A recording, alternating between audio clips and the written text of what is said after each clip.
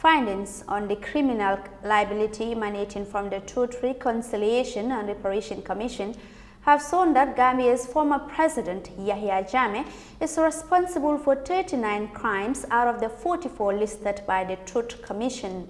These crimes range from rape, murder, torture, and abuses which occurred during his 22-year rule. This report, written by Xavier Tukuli, is voiced by Usman Jatta.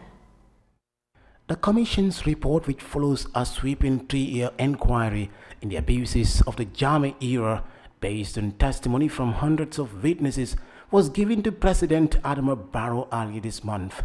Following the conclusion of the Commission's work, the TRRC's finding with regards to criminal liability for human rights violations and abuses found Jammeh involved in 39 human rights violations while being exempted from only 5.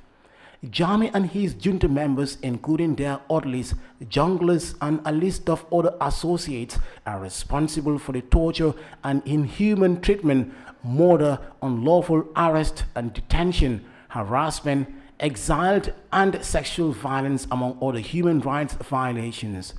Yahya Jammeh, Gambia's exiled former president, also bears responsibility for most of the crimes, either by participating, giving orders, or failure to prosecute those that commit gross human rights violations. Yahya Jammeh is also found responsible for the prosecution of Gambian journalists between 1994 to January 2017 by unlawfully arresting, harassing, detaining, deporting, torturing, forcing them into exile, killing and disappearing them. Gambia's former head of state also bears the responsibility for the killing of both Almamo Mane and Momodou Doumbouya. Jammeh and his junglers are responsible for the killing of journalist Deida Haidara in 2004, 7 civilians in 2000, and 59 West African migrants in 2005, and the unlawful killing of Osman Koro Cisse. He was also responsible for the rape or sexual abuse of Fatou Jallow, known as Tufa, and 2 others. The exiled former president is also responsible for the unlawful killing of Cisse Bunjeling. In line with Section 19, subsection 1 of the TRRC Act, any adversely mentioned individual who has previously appeared before the Commission and made full disclosure of his or her involvement in human rights violations and abuses and has expressed remorse is hereby granted a period of 14 days to apply to the Commission for amnesty. The Commission shall, within a period of 6 weeks, review all applications for amnesty and provide a report to the President accordingly.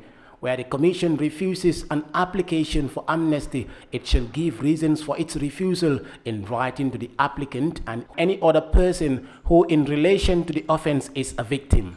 In line with Section 19, subsection 3, amnesty shall only apply to acts that form part of a crime against humanity.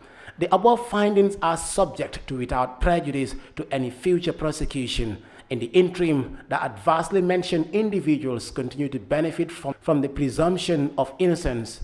The government will continue its review of the TRRC report as well as any recommendations for amnesty and shall issue a white paper on or before the 25th of May 2022.